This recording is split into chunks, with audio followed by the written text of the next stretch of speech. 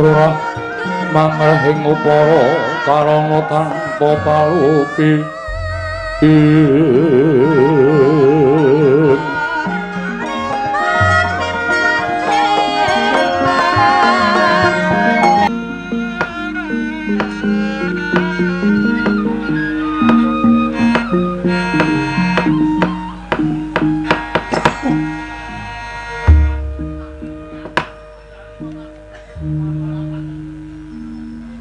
Mastu Nomo Sidam Sekaring Bawana Langgeng Nun sewu Kakang Narada Kakang Resi Kanika Putra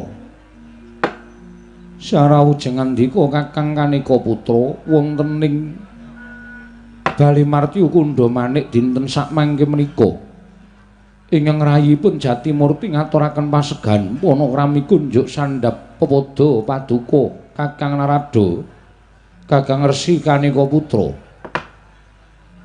Werkencong warudaya Mbak Pak Pong Buk Bolong kali cedhe sapa sing gawe? Kawula nuwun nggih, Di. Sampun kula tampi karya bombong raos sing manahipun ingkang raga ing Sidik Pangudal-udal.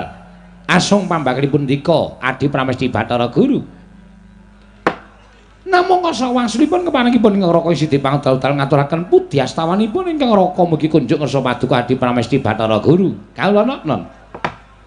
Kakang Narada kula tampi karya bombong raos sing manah amawakana kabagyaning gesang kula Kakang Narada mboten langkung kacekecakno anggen ngandika lenggah Kakang Resi Kanika Putra. Inggih sampun mboten kirang prayogi pisanipun ingkang raka ing Sidik Pangudal-udal dinten ri kalenggan sakmangke menika Di Adi Pramesti Bathara Guru. Apa dene sira Bathara Indra prayogakno nggonira ngadhep Bathara Indra? Lho diweji Rama Kulun semban kula tansah pinanganing kawidadan sowan kula tebih saking Sambikala namung keparenga ingkang putra pun Bathara Indra ngaturaken sembah sumangga ping pangabektinipun ingkang abdi pun Suropati kunjuk ngersa paduka Sang Hyang Jagat Grinata semban kula Rama Kulun ulun nampa karya bombong tias ulun ora liwat pangestu luntu menapa marang jeneng para kula luwun dinggo jimat paripih dayana ing kasantosan. Apa dene Yama Dipati prayogakno nggonira ngadhep kawula nuwun inggih. Sampun boten kirang prayogi bisawanipun abdipun Yama Dipati Rama Kulun. Wangsa ngersanipun Kakang Narada Kakang Resi Kanika Putra sewu-sewu kalapatanipun ingkang rayi tadah wadana Kakang Narada karana rika lenggan sakmangke kula wantun ngawontenaken pepanggihanipun para Jawata wonten ing Bali Marti Kundha Manik mila saderengipun ingkang rayi mbabaraken menapa wigatosipun wonten suka liraning penggalih kepareng nglubirna sih samudra pangaksami dhateng ingkang rayipun Jatimurti. Anggen kula sampun kumelancang wantun hamboyongi dhateng jengandika Kakang Narada Kakang Resi Kanika Putra Kakang Sidik Pangudal-udal dalah jagat dewa Bathara nuwun sewu Di. Estunipun sampun ngantos paduka paring pangandika ing kados mekaten menika kala wau nyatanipun panjenengan menika dados dewaning para dewa panjenengan menika dados nalindranipun para dewa wondene ingkang raka menika dados kami tuwaning kayiwangan. Mila sampun ngantos katimbalaning wancirina nadyaning wanciratri katimbalan sowan kula mboten badhe suwala. Tartemtu namung mastuti sabda utawa paduka Adi Pramesti Bathara Guru. Malah sakmangke gandeng kang raka sampun keparang sowan wonten ing Bali Marti Kundha dinten sakmangke menika. Mboten wonten raos ingkang gumana musik wonten salebeting manahipun ingkang raka kejawi namung enggal kula tampi dawuh timbalanipun paduka Adi Pramesti Bathara Guru. Wonten menapa Di panjenengan ngawontenaken pepanggihanipun para dewa? Monggo menika beneh kan adat ingkang sampun menawi kepareng kawedane ingkang kathah tumunten kababarna nanging menawi wadi dhateng sangjaning para putra-putra kadewatan sewawi kula dherekaken manjing sak lebeting kayiwangan mugi paring dawuh dhateng neraka kanthi jejagongan catur netra kaneng kekara Sidik Pangudal-udal. Kula cemadhang dawuh timbalanipun paduka Adi Pramesti Bathara Guru Di Adi Bathara Manikmaya. Andra ingkang puswita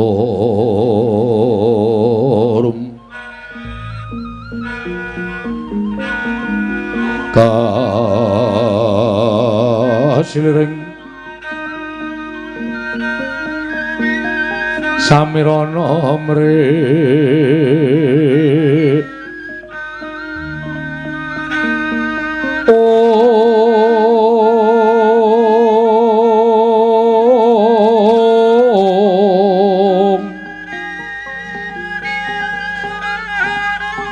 sekar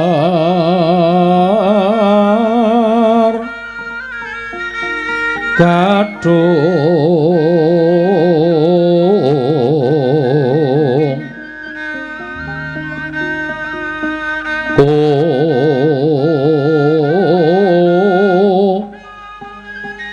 ngas kandanyo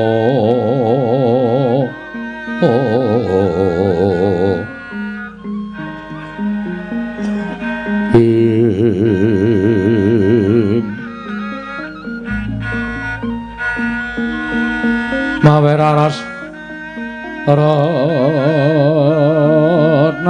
driya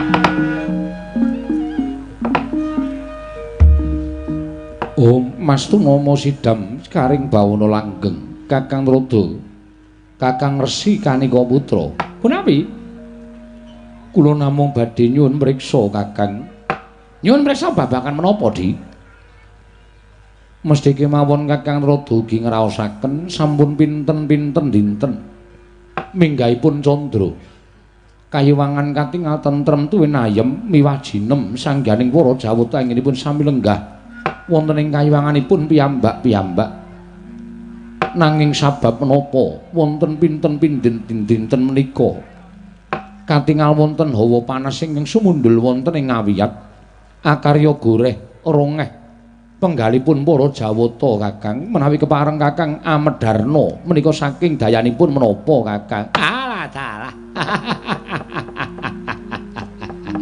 nyuwun pangapunten lho Di nyuwun pangapunten mboten ateges kula menika mboten badhe purun ngatimbalan ngrasa paduka Adi Pramesti Bathara Guru menika babar pisan mboten namung sejatosipun anggenipun ing neraka gumujeng menika kala wau menika naminipun elokipun kados pundi ha inggih elok sabab sing ngandika menika pun dados nalendraning para Jawata panjenengan menika minangka dados ratuning para dewa ingkang ngertos mobah musi ing jagat raya ngertos dhateng mobah musi ing para titah sampun malih para titah swantah nadyan kutu-kutu wangata kemawon jinaring wonten ing pangwaos paduka nanging sabab menapa namung babakan kayangan wonten hawa benter kemawon ndangu dhateng neraka ing sidi pangudal-udal menika tumrap kula mujudaken satunggiling pandangan ugi saged mujudaken satunggiling panodi dhateng neraka ugi saged Kakang Rada punapi ulun menika nalendraning para Jawata. Ha inggih. Jengandika menika kami tuwaning kayuwangan. Nadyan dipun kados menapakno menawi kayangan menika wonten paridamel mesti kemawon ingkang matur kami tuwaning kayuwangan. Sanes kula Kakang menika angka sunggal. Angka kalih menawi dipun traju babakan yuswa langkung sepuh Kakang Rada tinimbang keng rayipun Manikmaya. Turta kula menika minangka dados nalendraning para Jawata mboten badhe awantun ngungkuli pangwaosipun pujangga utawi kami tuwaning kayuwangan. Dosa menapa ing badhe kula sandhang menawi kula wantun ngungkuli dhateng pangwaosing paduka Kakang Resi Narada. Ing angka 3 adhedhasar menapa dene kula nyuwun dawuh saking Kakang Resi cobi panjenengan Kakang Rada kula aturi naliti mboten wonten ing atasipun kula ingkang damel cangkriman tumuli cangkriman menika kula batang piyambak mesti kemawon ingkang batang tiyang sanes Kakang Rada alah dalah panjenengan menika saged kemawon pados karti sampai kesupados ing neraka munjat ngersa paduka Adi Pramesti Bathara Guru. Ha inggih boten dados menapa. Menawi jengandika andangu babakan gara-gara ing sumundul wonten ing ngawiyat menika istripun monggo sami dipun petang. Gara-gara ing saged sumundul wonten ing ngawiyat menika petanganipun wonten kathah. Menapa kemawon Kakang setunggal lemah sangar kayu aeng menika ugi andadosaken gara-gara kayiwangan. Nanging jagat sakmangke mboten wonten wujudipun lemah ingkang sangar, mboten wonten kayu ingkang aeng. Sedaya sampun tawa tawi tawar saking kridanipun para titah ing mapan wonten ing Janaloka. Kasinggihan Kakang, angka kalih menika menawi wonten satunggiling brahmana tapa seka nganggenipun semedi wekasan daya kekuwatanipun saged sumundul wonten ing ngawiyat. Mekaten Kakang. Nggih. Namung kula titik kanthi paningal batos jagat sakmangke dereng wonten satunggiling brahmana ingkang ngalampah tapa. Mboten wonten. Ing angka 3 inggih menika menawi wonten titah ingkang badhe ngungkuli dhateng pangaosipun kayiwangan menika nggih andadosaken gara-gara wonten ing kayiwangan. Contonipun nalika Prabu Nagapracana lan Patih Sekipu etak-etak api-api nyuwun widodari ning jane kepengin dados nalindra wonten kayiwangan. Nah, menika saged dadosaken gara-gara ning kayangan. Nanging samangke para nalindra mboten wonten ingkang kepengin ngungkuli pangwaosipun Paduka Adi Pramesti Bathara Guru. Menika ugi sanes. Ingkang salajengipun menawi wonten satriya ingkang lereh kasatriyanipun tumuli madheg brahmana, mongko dereng purna darmaning kasatriyan. Lah menika ugi andadosaken gara-garaning kayiwangan. Inggih Kakang, inggih. Menapa wonten satria ingkang lereh kasatriyanipun tumunten madheg brahmana mboten wonten sedaya tetep ruket dhateng kewajibanipun piyambak-piyambak. Kula titip priksa mawi paningal batos mboten wonten satria ingkang wantun lereh kasatriyanipun tumuli madheg brahmana. Namung samangke nadyan kula tiling-tilingaken di ewa semanten tasih ketutupan roning salamba perkawis menika ing andadosaken gara-gara madyaning kayangan Suralaya. Kanthi sasmita ing kados mekaten menika kala wau katitik bilih titah ingkang damel gara-gara wonten ing kayangan menika mboten wong loro saudon telu saurupan, menika mboten wong limrah nanging pancen winong-wong dening dewane, winong-wong dening sing kuwasa. Ketitik nadyan sampun kula waspaosaken kanthi permana jati ewadene titah menika dereng ketingal sinten naminipun lan niatipun menapa. Lah kok menapa ing dados gegayuhanipun saged sumundul wonten ing ngawiyat saengga andadosaken gara-garaning kayiwangan. Mekaten Kakang. Nggih. Menapa dikuring ingkang semalah sampun prisa kabedhau dodo kula kapendheta manah kula. Sasampunipun kula midhanget sabdanipun Kakang Trada malah semunipun radi kuwatir saklebeting manah kula. Kuwatiripun kados pundi? Krana panjenengan paring dawuh wonten moganing titah utawi titah ingkang kepingin gadah gegayuhan. Nanging nyatanipun titah menika dereng saged dipun mangertosi sinten krana panduka Kakang Trada paring dawuh menawi tasih ketutupan roning salamba. Inggih, leres kok Di, kula mboten badhe atur dura. Mbok menawi andang dhateng ke putra pun Bathara Indra. Sinten ngertos Bathara Indra saged mangertosi? Indra wonten timbalan. Apa kita ngawruhi titah sapa ingkang bakal darbi gegayuhan nganti daya kekuwatane sumundulana ing ngawiyat iki Bathara Surapati? Ulun naden kapejauna kula nderek. Kula ugi mboten mangertos jumbuh kaliyan jawipun Iwang Mikro Narada. Nadyan sampun kula tilingaken paningalipun ingkang putra pun Surapati paradene boten saged narbuka pepeteng ingkang tasih sinandi dening panguwasaning Gusti menika Pukulun. Nuwun sewu Pukulun. Upami Paduka saged paring dawuh dhateng abdipun Yama Dipati nadyan tanpa kadhawuhan kula piyambak ngembadhe mudhun wonten ing jagat hanjabut nyawanipun titah ingkang wantun damel gara-gara wonten ing kayiwangan menika Pukulun. Iya, Yama Dipati. Nanging emane titah mau durung dingerteni sapa. Mula Kang Sanga kuwi den saranta sawetara. Mbok menawa kanthi sarana sabar iki mengko bakal tinarbuka sarta bisa mangerteni sapa ingkang bawi gara-gara kayiwangan sarta titah sapa ingkang duwe panjaluk ingkang kekuwatane nganti sundul ning Kayangan Suralaya. Ah, menika laku prayogi, laku prayogi.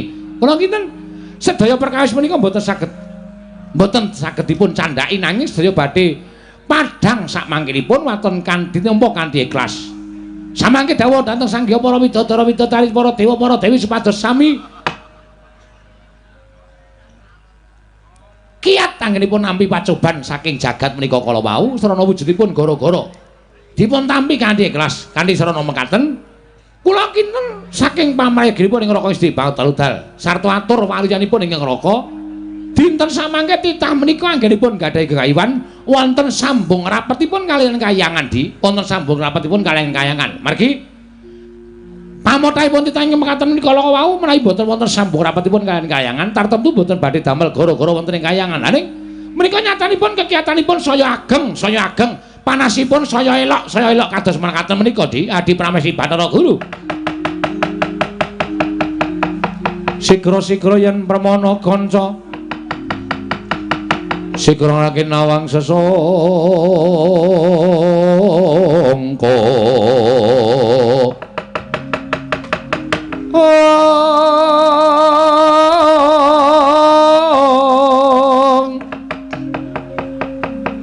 Nalindra mbek marwa sing sang katriku mulung mangrembak ing wadya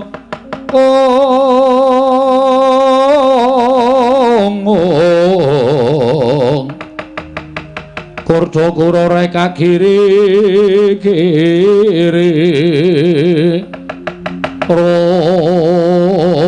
nanggana magawe gelari wang-wang